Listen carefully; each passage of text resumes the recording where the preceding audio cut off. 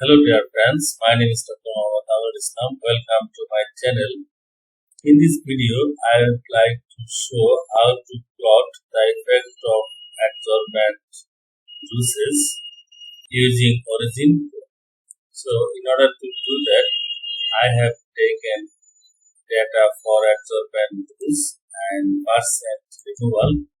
You can either plot scatter or you can also plot as bar chart. So in order to do that, let us select, then go to plot, then select column plus level.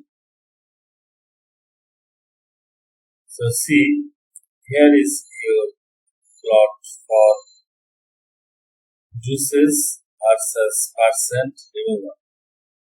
So this is how you can easily plot publication quality bar chart for effect of adsorbent juice using OriginPro.